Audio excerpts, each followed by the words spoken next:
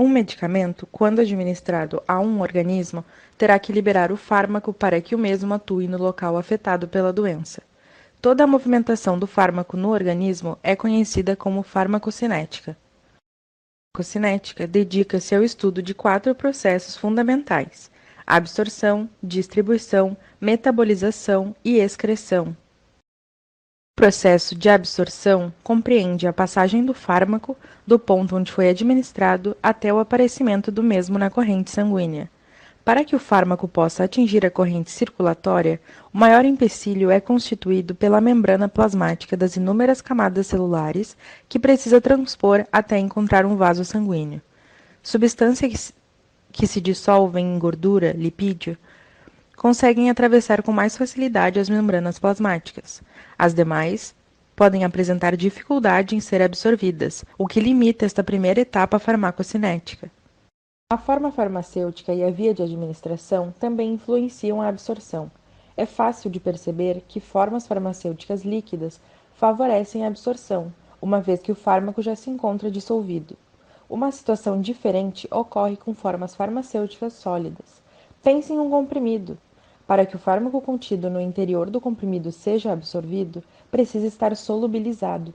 Então, o comprimido precisa ser primeiramente molhado, para na sequência ser desintegrado e somente depois disponibilizar o fármaco para ser solubilizado. Tudo isso leva um tempo, que deve ser considerado para que ocorra o processo de absorção. Quanto às vias de administração, via de regra, as vias enterais e parenterais indiretas levam mais tempo para permitir a absorção do fármaco que uma via enteral direta. É claro que há inúmeras exceções, de modo que o conjunto de fatores envolvidos na administração do medicamento é que vai ser decisivo para a velocidade e a extensão com que um fármaco é absorvido. Uma situação bem interessante é a que ocorre com a via intravenosa, que propicia 100% de fármaco na corrente circulatória, já que o medicamento é administrado diretamente no interior de um vaso sanguíneo. Para todas as outras vias, somente uma proporção, inferior a 100%, será absorvida. Quanto à via oral, uma das mais utilizadas para a administração de medicamentos, a absorção é regulada pelos vários fatores. Um dos mais importantes é a área da superfície absortiva. Desse modo, o intestino delgado é a porção do trato gastrointestinal desenvolvido para a absorção, já que possui uma grande área absortiva, de 100 metros quadrados, proporcionada pelo grande número de vilosidades, que são pregas, na parede do intestino. Uma única célula da mucosa intestinal pode ter até 3.000 microvilosidades. A via respiratória, ou também conhecida como via pulmonar, é muito utilizada em casos de problemas nas vias respiratórias, como asma, por exemplo. Os fármacos administrados por essa via podem ser absorvidos ou ficarem retidos nesse local, o que pode ser interessante se o objetivo da farmacoterapia é uma ação local. A cavidade bucal e o espaço sublingual merecem uma atenção especial. A mucosa oral funciona primariamente como uma barreira, pois não é um tecido altamente permeável. É mais semelhante à pele do que ao intestino neste aspecto. Colutórios, pastas dentais e outras preparações são introduzidas na cavidade oral por motivos profiláticos ou terapêuticos locais. A via sublingual tem uma peculiaridade de promover uma boa absorção, mas poucas substâncias são administradas por essa via. Um exemplo é o trinitrato de glicerila. Para bebês ou pacientes acamados com dificuldade de deglutição, ou seja, dificuldade para engolir substâncias, uma via que pode ser explorada é a via retal. O reto permite a absorção de aproximadamente metade do total de fármaco contido no medicamento administrado na forma de supositório. Um problema é a irritação local que pode ocorrer, sem falar no fato de pacientes homens adultos muitas vezes se recusarem a utilizar um supositório, que é a forma farmacêutica desenvolvida para a administração retal. O último conceito importante quando se fala de absorção é a biodisponibilidade, que é a proporção da substância que passa para a circulação sistêmica após a administração oral, levando em consideração tanto a absorção quanto a degradação metabólica local. Em outras palavras, biodisponibilidade quer dizer quanto do fármaco administrado vai ser realmente absorvido, pois, como já sabemos, somente a via intravenosa possibilita uma absorção completa de 100%. Todas as outras vias acabam por impedir a entrada de uma parcela do fármaco para a circulação sistêmica. O entendimento do conceito de biodisponibilidade será importante para a compreensão das bases farmacocinéticas que garantem a interbambialidade entre medicamentos genéricos e de referência. Por último, se o fármaco vencer todas essas barreiras e conseguir ser absorvido, estando no leito vascular, ele estará pronto para sofrer o segundo processo farmacocinético, que é o fenômeno da distribuição. O processo de distribuição compreende a passagem do fármaco da corrente circulatória para os líquidos intersticial, que é o líquido presente nos espaços entre as células, e intracelular, líquido presente no interior das células. É interessante notar que nem todos os locais do organismo receberão os fármacos. Há locais praticamente impermeáveis aos fármacos que são protegidos pelas chamadas barreiras orgânicas. Os locais com elevada importância e que possam ter dificuldade de reparar um dano, como é o caso do cérebro, devem estar protegidos contra a entrada de substâncias potencialmente tóxicas. Desse modo, esse órgão é protegido pela barreira hematoencefálica. É claro que essa barreira não isola completamente o cérebro. Se isso fosse verdade, todas as substâncias que agem no cérebro, como os antidepressivos, ansiolíticos e antipsicóticos, deveriam ser administrados diretamente no cérebro para ter efeito. E isso não é verdade.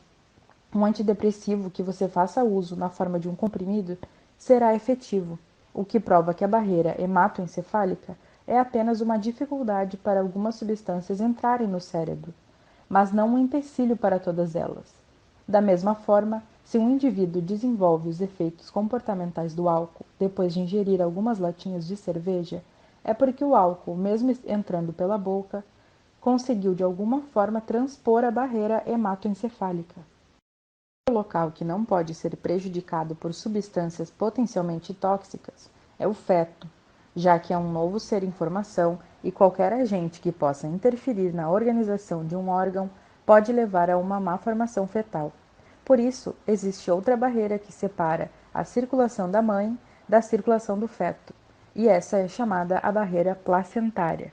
É claro que algumas substâncias conseguem atravessar a barreira placentária, daí a recomendação para não utilizar medicamentos no primeiro trimestre de gravidez, período no qual os órgãos do feto estão em formação.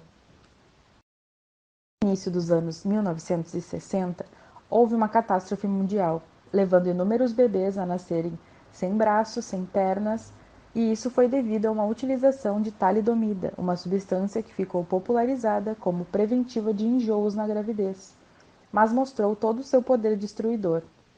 Se a talidomida causa má formação fetal, é porque ela atravessa a barreira placentária. O fármaco, quando entra na corrente circulatória, na grande maioria dos casos, estabelecerá ligações, geralmente reversíveis, com proteínas plasmáticas, sempre numa proporção fixa que varia de fármaco para fármaco. A porção que fica livre é a que é passível de sofrer o processo de distribuição e irá para todos os compartimentos pelos quais tenha afinidade. A afinidade, portanto, e a diferença de concentração são os requisitos básicos para que ocorra o processo de distribuição. Os fármacos só deixam o leito vascular porque existe muito fármaco no plasma, em comparação com qualquer outro compartimento do organismo, após o fim da absorção e antes do começo da distribuição. E não menos importante, o fármaco só irá se dirigir para tecidos com os quais tenha alguma afinidade, com alguns dos componentes celulares presentes nestes locais. De modo, fica claro observar que a barreira hematoencefálica e a barreira placentária não são tão eficazes na proteção do cérebro e do feto, apenas colaborando para que a diminuição da entrada de agentes tóxicos nesses locais ocorra. Após o fármaco se dirigir a diversos tecidos, tanto para os quais o fármaco irá realizar alguma ação farmacológica, como para os que servem como tecidos de reserva, o mesmo será eliminado no organismo. E para isso, o fármaco precisa ser antes metabolizado. A metabolização objetiva preparar o fármaco para a excreção.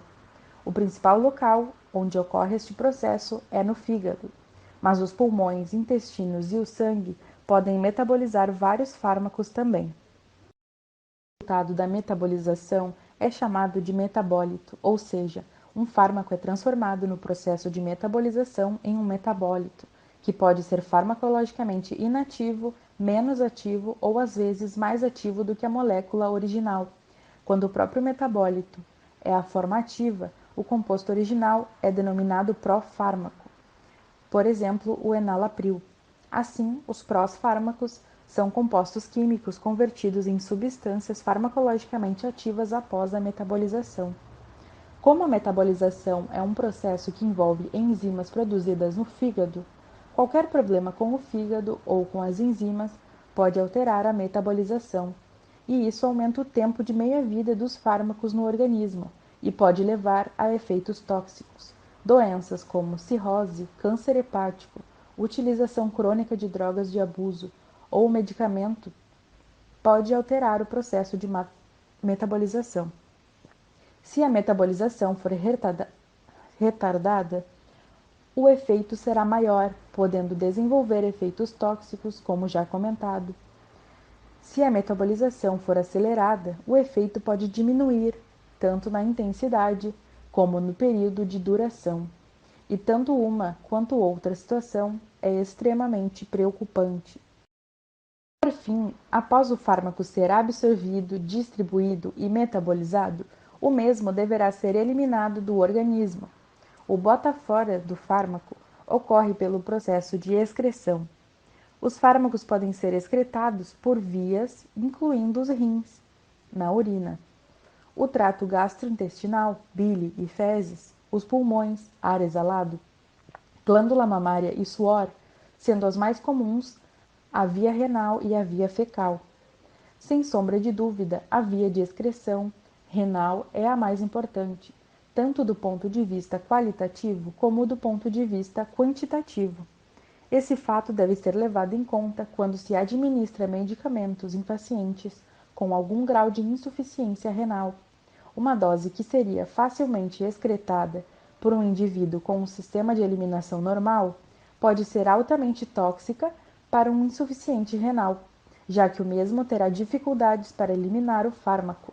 E enquanto o fármaco não vai embora, ele pode ficar circulando pelo organismo, ocupando receptores farmacológicos e continuando a fazer o efeito.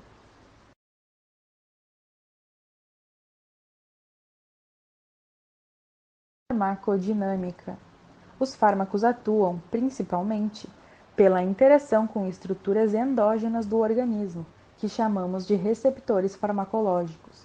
A ligação ocorre de forma bem específica, sendo que diferentes fármacos se ligam a diferentes pontos de ligação, ou seja, a diferentes receptores farmacológicos. A interação fármaco-receptor ocorre de forma específica, como se fosse uma chave sendo inserida em uma fechadura. Apenas chaves com um encaixe perfeito conseguem abrir a fechadura. Essa relação é válida para entendermos uma outra propriedade dos fármacos, que é a capacidade de gerar uma resposta biológica. Os fármacos podem ser classificados em agonistas e antagonistas. Um fármaco agonista consegue se ligar a um receptor e dessa ligação resulta o efeito, ou seja, o fármaco consegue alterar uma função do organismo que irá garantir o efeito farmacológico. No nosso exemplo, o fármaco agonista pode ser entendido como uma chave que consegue entrar na fechadura, o receptor farmacológico, e abri-la. Há fármaco uma fechadura, mas não consegue abri-la. Podemos estar nos perguntando se um fármaco que não faz efeito pode ser utilizado terapeuticamente.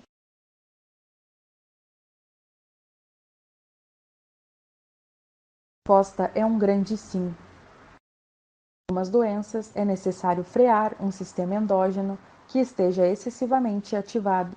Um caso bem ilustrativo é a hipertensão arterial em que uma ativação do sistema nervoso autônomo simpático, além dos valores normais, acarreta a elevação da pressão arterial. O sistema nervoso autônomo simpático atua por meio da liberação de noradrenalina, que por sua vez atua sobre os receptores adrenérgicos para aumentar a força e a frequência dos batimentos cardíacos, bem como para diminuir o calibre dos vasos sanguíneos.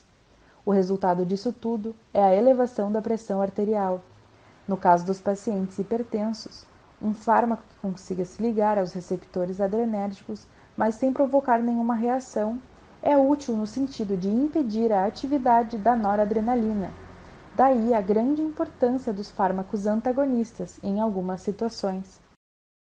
Por último, é importante salientar que o efeito de um fármaco resultante da interação fármaco-receptor farmacológico pode ser alterado ao longo do curso de um tratamento.